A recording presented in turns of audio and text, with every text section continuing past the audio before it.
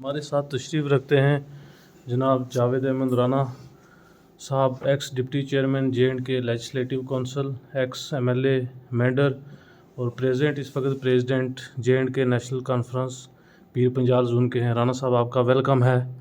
तो आज जो हमारा कुछ आपकी शख्सियत के ऊपर और कुछ आपके करियर के ऊपर को खुसूसी हमारा जो है वो इंटरव्यू होगा। तो सबसे पहले मैं आपसे जानना चाहता हूँ कि जनाब की जो है वो पैदाइश कहाँ हुई। देखिए, जहाँ तक मेरे करियर का ताल्लुक है और शख्सियत में, तो मैं कहूँगा कि अभी शायद हम शख्सियत के ज़ुमरे में नहीं आए। मैं एक अदना सा एक पार्टी का वर्कर हूँ और एक समाज का एक रुकन हूँ। मेरा जो आबाई गांव है, जहाँ मेरा जो बर्थ प्लेस है वो कालाबन में हुआ है और कालाबन मेंढर जो हमारा सब डिवीज़न है इसका एक गांव है और यहाँ से कोई 17 किलोमीटर फासले पे कालाबन गांव पड़ता है। जी जी सर। तो सर वैसे जो है शख्सियात ही हैं आज आपके दौर, आज के टाइम में जनाब, एक जो है वो शख्सियात ही हैं हमारे लिए। और जो इस वक्त प्रेजेंट टाइम में जितनी भी जो हम जिस वक्त समाज में देखते हैं, तो जनाब जैसे जो आदमी हैं जिनका इतना कंट्रीब्यूशन रहा है और इसी ओहदों पर फाइज रहे हैं, वो शख्सियात ही में होती हैं। तो उस नज़र से हम आपको देखते हैं। तो जनाब का जो तालीमी सिलसिला था वो कहाँ से शुरू हुआ और कहाँ तक जो है कंप्लीट किया।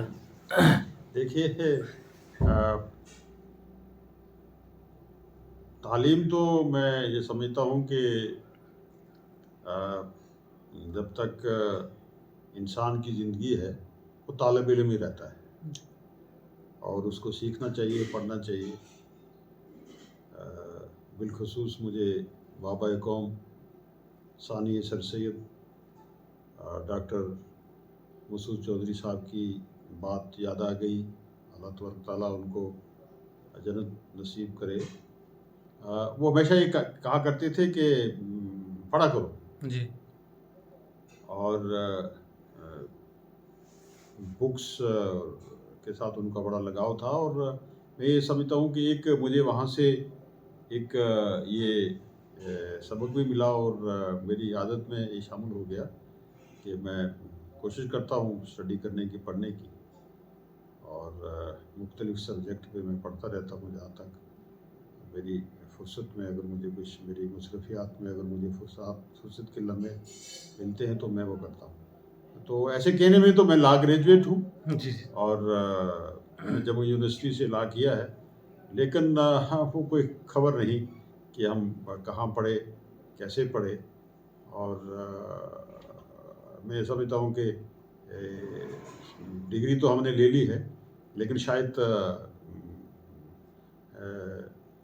हम उसके साथ अपनी पढ़ाई के साथ इंसाफ ना कर पाएँ, क्योंकि आज समाज में, सोसाइटी में, माहौल में पढ़े लिखे लोगों की ज़रूरत है।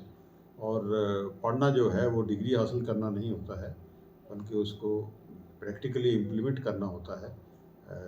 वो शायद करने में हम नाकाम रहे। हम कोशिश करेंगे कि हम पढ़े लिखे लोगों में शामिल हो जाएं। और मैं अपने तमाम साथियों को ये गुजारिश करूँगा, मैं अपनी बात नहीं कर रहा हूँ, मैं तमाम साथियों से ये गुजारिश करूँगा कि आजकल हम पढ़े लिखे अनपढ़ लोगों की काफ़ी तादाद है। तो कोशिश करें, सब लोग कोशिश करें, हम भी कोशिश करते हैं कि हमें लगे कि हम पढ़े लिखे सोसाइटी से हैं और पढ़े लिखे सोसाइटी का जो रिस्पॉन्सिबिलिटीज़ हैं, हमारी जो फ़र्ज़ मनसबी है पढ़े लिखे लोगों का, वो हम सामने लाएं। तो तब जाके मैं कहूँगा कि हमारी डिग्रियां जो हैं, हमारी पढ़ाई जो है किसी काम आ सकती है। तो हम ये कह सकते हैं कि हम पढ़े लिखे लोगों में शामिल हैं।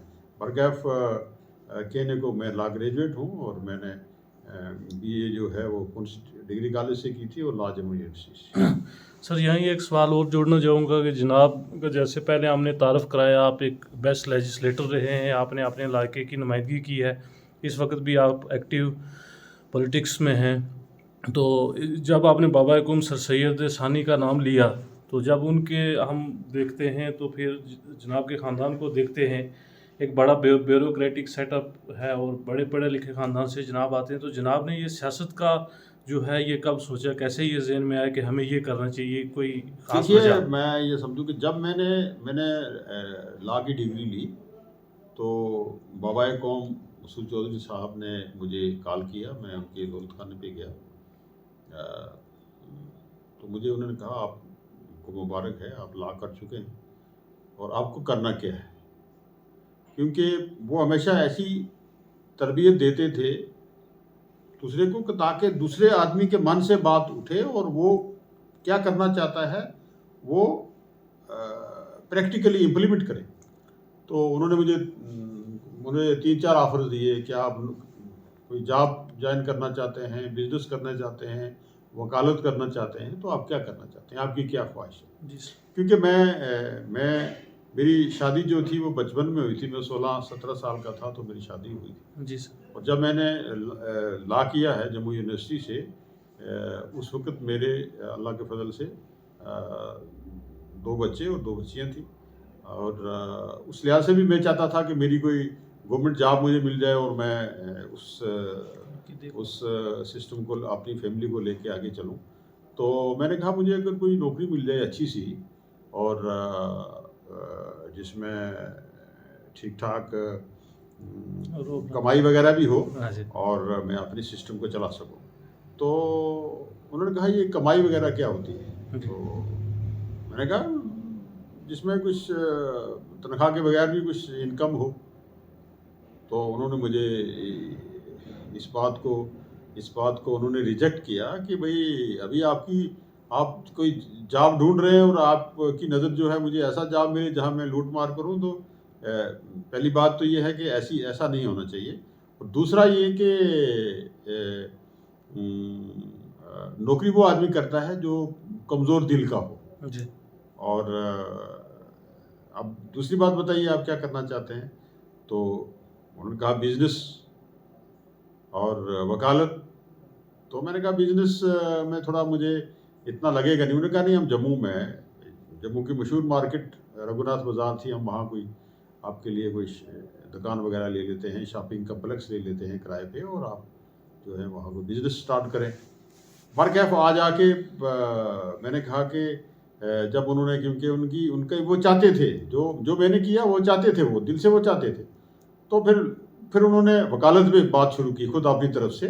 तो मैंने कहा, जनाब मैं वकालत करूँगा। जी। तो फिर उन्होंने कहा, नहीं, जो वकालत करेंगे आप तो आप पॉलिटिक्स में आएंगे तो आप एमएलए बनेंगे, मंत्री बनेंगे, लोगों के काम करेंगे, सोशल सर्विस करेंगे। और फिर एमएलएस के इतने पावर होते हैं, वो कल वो के मिनिस्टर बनते हैं, गवर्नमेंट में होते हैं। हमारा पिछड़ा हुआ इलाका है, हमारे दूर दराज के देहात हैं, डेवलपमेंट नहीं, वगैरह वगैरह। तो मुझे उन्होंने फिर तरगीब देना शुरू कर दी कि आपको जो है वो इस तरफ आना चाहिए और एक सोशल सर्विस करनी चाहिए और एक बिला लिहाज मजलूम मिज़ल लोगों की खिदमत करनी चाहिए। तो क्योंकि उधर से तरगीब थी और मुझे उन्होंने एक किताब उठा के दे दी कि ये है, पहले से ही उनका वो नक्शा बना हुआ था। उन्होंने कहा, ये अगर आप वहाँ वकालत करेंगे तो ये है कुछ एक लॉ बुक, जिसमें क्या एफआईआर लगेंगे, क्या वो सेक्शंस होते हैं, कौन कौन से दफ़े होते हैं, तो जिसमें आपको कि एफआईआर क्या है। मुझे याद है एफआईआर पे बोला उन्होंने जी। कि एफआईआर क्या है। तो आपको एक वकील को ये सब चीज़ें पता होनी चाहिए।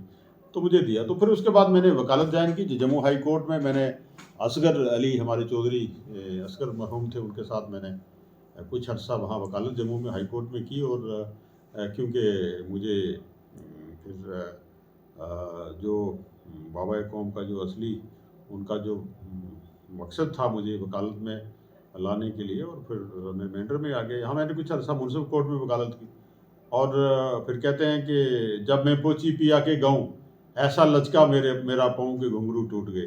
तो वो सब सिलसिला जो है फिर वकालत का और यह सब चीज़ें जो है मुनक़ता हो गई। और मैं एक फुल टाइम मैंने सियासत की। फिर मैं यहाँ से 96 में मैंने इंडिपेंडेंट इलेक्शन लड़ा और 2002 में मैंने नेशनल कॉन्फ्रेंस की टिकट से मैं वाइस एमएलए, एक लोगों का खादम बन के आया।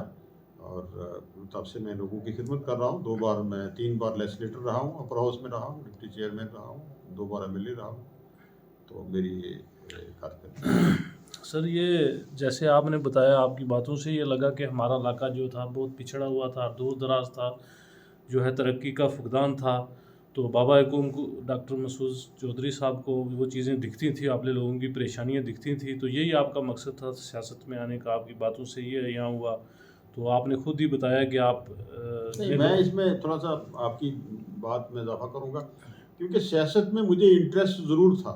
जी। तो जब मैं 10+2 में पढ़ता था या कॉलेज में पढ़ता था, तो मैंने उस वक्त एक एनजीओ बनाई थी, देहात सुधार सभा। और आज तो डीसी साहिबान जो हैं, डिस्ट्रिक्ट डेवलपमेंट कमिश्नर साहिबान, आउटरीच प्रोग्राम करते हैं, जगह जगह जाते हैं। तो उस वक्त ये कंसेप्ट नहीं था। और मैं जब पढ़ता था दौरान तालिब इल्मी, मैं डीसीज वगैरह के जो है चक्कर लगवाता था, टूर लगवाता था डिफरेंट एरियाज में, खासकर अपने एरिया में। जी। तो एक मुझे याद है कि छतराल हाई सेकेंडरी की हमने डिमांड उठाई थी देहात सुधार सभा के एजेंडे के तहत। और वहाँ गुलाम बादशाह मरहूम उस वक्त डीसी थे, उनके टाइम में मैंने काफ़ी काम किए एरिया में। और देहात सुधार सभा के प्लेटफार्म से एक एनजीओ हमारी रजिस्ट्रेशन थी, आज भी है। तो उस पर मैंने काम किया। और फिर मुझे याद है कि जब मैं बीए में गया, और उस वक्त मेरी पूरा डिस्ट्रिक्ट में एक पॉलिटिकली मेरा नाम जो है जाना जाता था। सुप्रीम कोर्ट में मैंने काफ़ी ये जलसे वगैरह किए, सोशल ऑर्गेनाइजेशन को हमने काफ़ी चलाया। तो वो मेरे जहन में पहले से था। लेकिन जब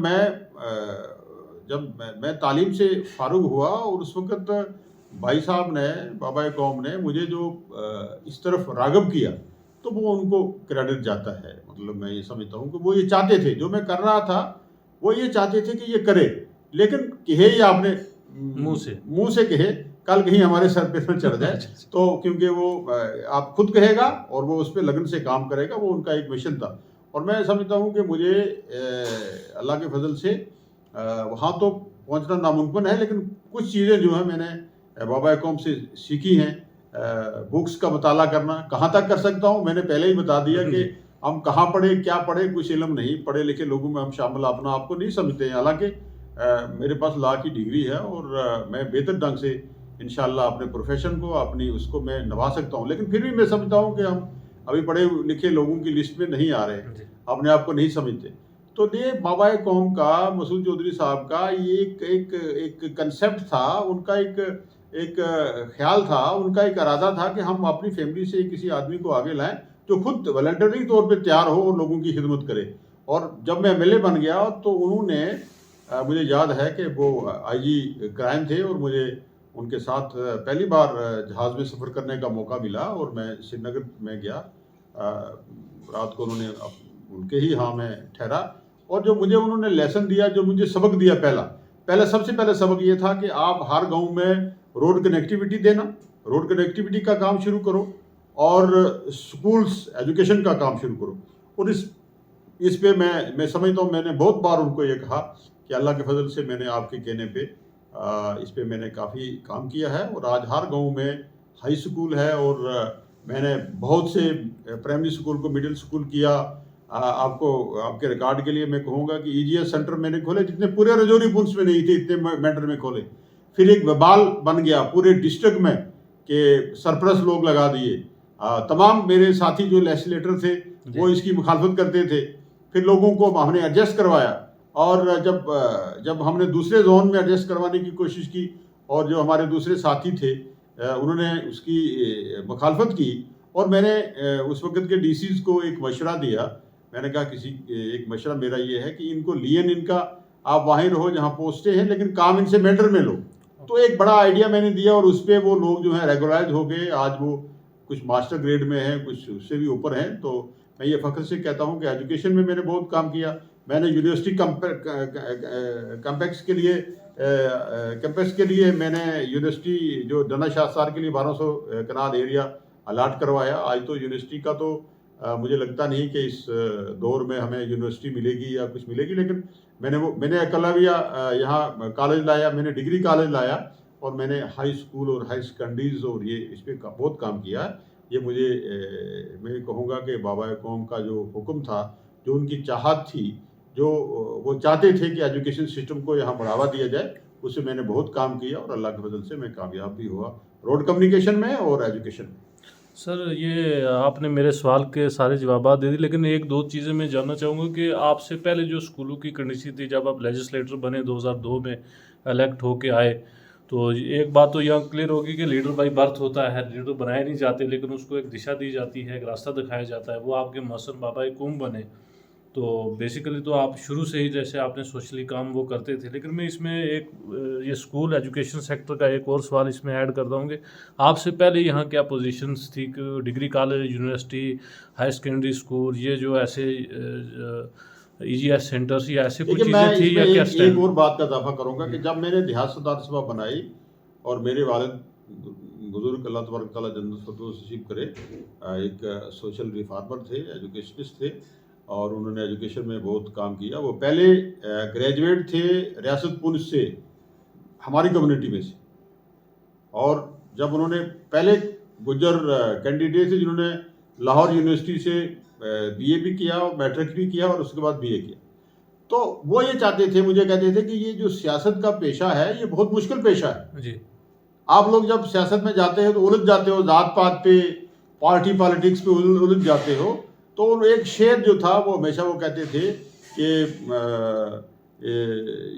एक शेर था उनकी कि यही है रख्ते सफ़र मेरे कारवां के लिए, निगाह बुलंद जहाँपुर सोज सुखन दिल नवाज, निगाह बुलंद जहाँपुर सोज सुखन दिल नवाज, यही है रख्ते सफ़र मेरे कारवां के लिए। शायद मैं शेर ठीक पढ़ रहा हूँ क्या, लेकिन ये निगाह बुलंद जहाँपुर सोज सुखन दिल नवाज, यही है रख्ते सफ़र मेरे कारवां के लिए। तो इंशाअल्लाह ताला मैंने इस शहर पे बुज़ुर्ग वालिद साहब की नसीहत पे मैंने काम किया और मैंने हमेशा इंशाअल्लाह इस पूरे सिस्टम को, पूरे निज़ाम को एक बारीक बीनी से और बड़ी नज़र से देखा है।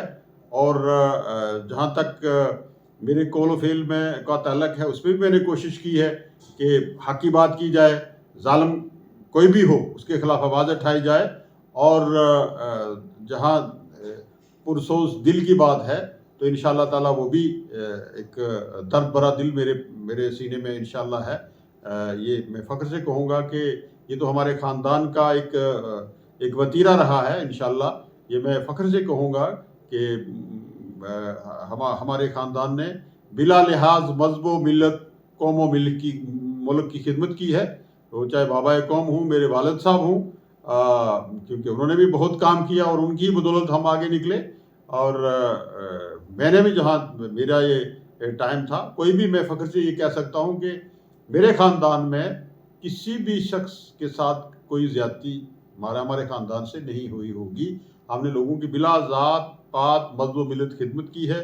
और मैंने वो वालिद ग्रामी का वो जो शेर उन्होंने मुझे उस वक़्त जब मैं सियासत की ही उनसे इजाज़त लेता था जब बचपन में स्कूल टाइम में, तो उन्होंने कहा कि एक लीडर की निशानी ये है कि निगाह बुलंद सुगन दिल नवाज जहाँपुर सोज, यही है रख्ते सफ़र मेरे कारवां के लिए। अगर आप सियासत में आना चाहते हैं तो ये शेर ज़िंदगी में याद रखना, और आज मुझे वो इंशाअल्लाह याद है। सर, ये तो आपने पहले कहा था कि जी तालीम हमने कैसे हासिल किया, आपकी बातों से लगता है, और जो आपने बताया तो ये तो सारी तालीम ही का नतीजा है। तो आपने बड़ी जो है वो मेहनत की होगी हमें लगता है। तो जो स्टूडेंट्स हैं, जो हमारे नाजरीन होंगे जो इस वीडियो को बाद में देखेंगे, वो भी आपके नक्शे कदम पे चलें, और जो भी आने वाले लीडर हैं और जो भी समाज की नुमाइंदगी करना चाहते हैं, मुझे लगता है कि आपको उनको मौसम बना के जो आपके नक्शे कदम पर चलना चाहिए, और जैसे बुज़ुर्गों ने आपको बताया उनको भी यही अमल करना चाहिए ताकि वो एक समाज की बेहतरीन खिदमत कर सकते हैं। तो सर, एजुकेशन सेक्टर के बारे में आपने बताया कि आपने जो है वो कॉलेज यहाँ लाया, एकलव्य रेजिडेंशियल मॉडल स्कूल लाया, हर जो है पंचायत में जो है वो हायर सेकेंडरी बनवाई, ईजीएस सेंटर्स खोले। तो एक जो मिशन था जो आपके फादर साहब का, जो आपने बताया कि उन्होंने लाहौर तक जो है तालीम हासिल की, बाबा कौम ने आपको बताया, फिर उन्होंने जो एक वो मिशन आपने जारी रखा। और ये बड़ी बात है कि हमारे इलाके में जो यूनिवर्सिटी है वो एक ख्वाब है। तो ये आपने बहुत काम किया इस सेक्टर में। आप में जो है वो रोड कनेक्टिविटी के बारे में पूछना एक स्पेशल मेरा सवाल होगा कि आपसे जब आप लेजिस्लेटर बने उससे पहले मेंटर में जो है कितनी रोडें थी या कितनी लेंथ थी, तो आपने उस पर कितना इजाफा किया, तो ये शार्ट बताएंगे थोड़ा। देखिए, मैं गुजारिश करूँ कि जब मैं पहली बार एमएलए बना, यहाँ मैटर में कोई हैंडपम्प नहीं था। एक हैंडपम्प यहाँ तहसील के पास था और उसके बाद मैंने हैंडपम्प्स को पीर पंजाल में इंट्रोड्यूस किया मेंढर से। आज तो बहुत सी स्कीमों में हैंडपम्प्स आ रहे हैं, डिफरेंट स्कीमों में, पीएडीपी में आ रहे हैं, कब डिफरेंट बजट्स में, डिस्ट्रिक्ट प्लान में, स्टेट सेक्टर में, आपके ट्राइबल सब प्लान में वगैरह वगैरह। तो मैंने स्टार्ट किया। तो आज माशाल्लाह जब असेंबली डिज़ोल्व हुई तो उस वक़्त जो मेरे पास फिगर्स थी वो कोई मेरे ख्याल में कोई एग्जैक्ट मुझे याद नहीं रहा, 1500 से ऊपर हैंडपम्प्स मैंने उसको दिए थे। उसके बाद जितनी भी वाटर सप्लाई स्कीम है हर गांव में मैंने आज भी मैं जो हमारे इस वक्त सिस्टम में लोग हैं उनको कहता रहता हूँ कि डिफरेंट स्कीम मैंने नाबार्ड में और डिफरेंट प्रोजेक्ट्स जो हैं सैंक्शन करवाए थे और हर गांव में जो है आपका जो आज भी स्कीमें चल रही हैं उस पर मैंने कोई भी गांव, कोई भी एरिया जहाँ से मुझे वोट मिले हों ना मिले हों तो मैंने वहाँ पानी की स्कीम। और आपका कोई भी गांव जो है मेंढर का वो रोड कनेक्टिविटी में मैंने पीछे नहीं छोड़ा है। हर गांव में आप इस वक्त पूरे सब डिवीजन में 3 तहसीलें हैं, जो 2 तहसीलें मैंने लाई थी यहाँ और 1 तहसील पहले थी। तीनों तहसीलों में आप जहाँ 3-3, 4-4, 5-5 घंटे सफ़र मैंने खुद किए हैं। एक गांव में अगर मुझे भाटीदार जाना पड़ेगा, टोपा जाना पड़ता था, कसबलाड़ी जाना पड़ता था, आपका संग्योट में 4 घंटे चल के चंडियाल गया हूँ तो आज तो 10 मिनट में आप जाते हैं। आपको ये बॉर्डर का एरिया जो है, बॉर्डर में जाने के लिए आपको 4 घंटे लगते थे। ढराना को घूम के, बीजी को घूम के जाना पड़ता था। तो मैंने डाकबंगलों से रोड शुरू करवाई, फिर ढराना से रोड शुरू करवाई। तो मैं कहूँगा कि रोड कम्युनिकेशन में इंशाअल्लाह ताला मेंढर सब भी नंबर 1 पे रहा, हैंड पंप्स में नंबर 1 पे रहा और डेवलपमेंट्स में नंबर 1 पे रहा। इसमें कोई भी रोड जो है हमने खुदा के फजल से कोई रोड में मैंने नहीं छोड़ी। आपका सखी मदन कलाई रोड है, पहले मैंने नाबार्ड में लिया इसको, बीएडीपी में लिया इसको, नाबार्ड में 2 बार लिया, इसको रोड नहीं बन पाई तो फिर मैंने 38 किलोमीटर रोड जो है वो लास्ट टाइम में मैंने पीएमजीएसवाई में सेक्शन कराई और सखी मैदान से शुरू किया और कलाई से बाहर निकाल दिया। हालांकि वो दूसरी कंस्टिट्यूंसी का एरिया था। मैंने जब देखा कि रोड नहीं बन पा रही है तो मैंने एक डिसीजन करवाया, एक ऑर्डर करवाया कि सखी मैदान कलाई रोड को सब डिवीजन मेंढर देखेगा। और जब सब डिवीजन मेंढर के अंडर आई तो लिहाजा मेरे कंट्रोल में थी वो मैंने फंडिंग करवाई और उस रोड को, बड़ी रोड है ये, डिफेंस पॉइंट ऑफ व्यू से उससे तो बड़ी रोड है ये, तो हर लिहाज से एक एरिया बहुत गुंजान एरिया है। फिर मैंने अब कृष्णा घाटी से रोड शुरू करवाई और गुरसाई से जो है बाहर मूल रोड के साथ मिला दी। तो ये बड़े बड़े प्रोजेक्ट्स जो थे खुदा के फजल से किए हैं मैंने। लोग समझते हैं डेवलपमेंट्स जो है मेंढर में बिला लिहाज पॉलिटिक्स सबसे ऊपर उठ के की है। और मैं इसमें मेरे साथ जो लेजिस्लेटर रहे हैं उस वक्त, अपर हाउस में रहे हों, लोअर हाउस में जब मैं एमएलसी था तो सरदार रफ़ीक हसैन खान साहब यहाँ के एमएलए थे, हमारे बुजुर्ग, अल्लाह तबारक ताला उनको जन्नत नसीब करे।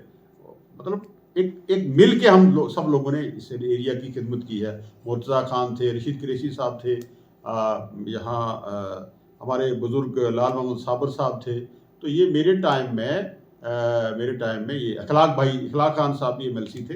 तो ये सब चीज़ें जो हैं मेरे टाइम में जितने भी लेजिस्लेटर थे मिलके हमने ये काम किया। कौन कितना कर सका वो अलग बात है, कौन कितना धोड़ा वो अलग बात है, लेकिन मैं कहूँगा कि खासकर सरदार रफ़ीक खान साहब की और लाल मोहम्मद साबर साहब की सरपरस्ती मुझ पर रही है इसमें, क्योंकि हम एक टीम में थे और टीम स्पिरिट के तहत हम सब लोगों ने मिलकर काम किया है।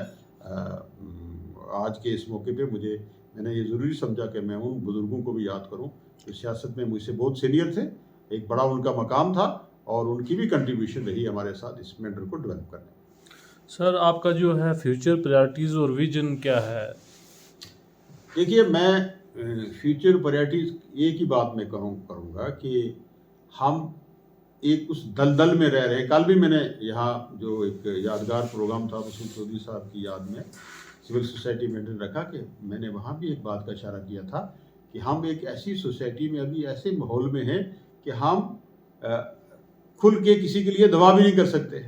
मैंने अपनी मिसाल दी कि जब मैं पहली बार इलेक्शन लड़ रहा था तो हमारे किसी महफिल में हमारे एक साथी दुआ करा रहे थे कि अल्लाह तबारक ताला हमारे कैंडिडेट को कामयाब करे, तो कुछ साथियों ने हाथ नीचे किए हुए थे, तो मैंने भी हाथ नीचे कर दिए। तो इशारा किया, सैयद आरफ शाह साहब दुआ कर रहे थे, तो किसी ने मेरी तरफ इशारा किया कि हाथ ऊपर करें, दुआ हो रही है। तो मैंने कहा जब ये मेरे साथी हाथ ऊपर करेंगे तो मैं भी हाथ ऊपर करूँगा। मतलब एक हैरानगी है कि हम इस माहौल में, इस समाज में रहते हैं। फिर मैंने दूसरी मिसाल दी कि कोई सियासी तौर पे मेरे खिलाफ दोस्त थे, तो मेरे एक सियासी दोस्त मुझे बात करने लगे कि देखिए ये आदमी जो है ये आपको पीछे करना चाहता है और ये साजिशें करना चाहता है। तो मैंने कहा अल्लाह ताला इस पर रहम करे, इसकी अल्लाह ताला दिली मुराद पूरी करे, इसकी नेक मुराद अल्लाह ताला पूरी करे। तो मेरा वो साथी, उसने मेरा हाथ पकड़ लिया कि जनाब आप क्या दवा कर रहे हैं, मुखालिफ आदमी के लिए दवा नहीं करनी चाहिए। अभी हम इस माहौल में, मैं कहूँगा तमाम खिताए पीर पंजाल के लोगों से कि खुदा के लिए आप इस दलदल से बाहर निकलें। हमारा फ्यूचर जो है ताबनाक फ्यूचर नहीं है। हम बड़े जबर और तगयान में की चक्की में पिस रहे हैं, और इस जबर और तुगयान की जो चक्की है, जो इस आने वाला जो हमारा टाइम है, वो बहुत ही खतरे की घंटी मैं कहूँ बज रही है।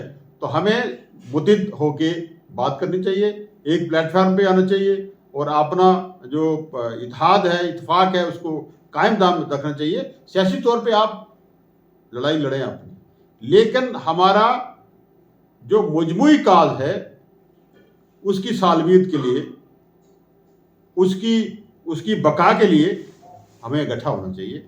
और हम जब तक इकट्ठे नहीं होंगे, हमारा कोई भी जो है वो फिला का काम जो है, तामीर और तरक्की का काम जो है, बेहतरी का काम जो है, डेवलपमेंट का काम जो है, वो नहीं हो पाएगा जब तक हम एक नहीं होंगे। तो मेरी अपील ये रहेगी, फ्यूचर प्लान की जहाँ तक बात कर रहे हैं आप, जब तक हम एक नहीं होंगे, हमारे साथ ये बर्बरियत, ये नाइंसाफ़ी, ये सब कुछ होता रहेगा, और इस जबर और तगयान की और ज़्यादती की चक्की में हम पीसते रहेंगे।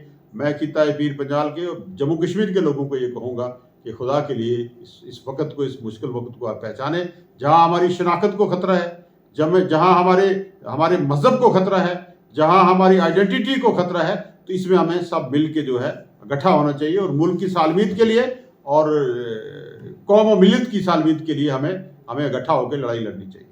सर, आपने टाइम दिया, आपका बहुत बहुत शुक्रिया। शुक्रिया, मेहरबानी।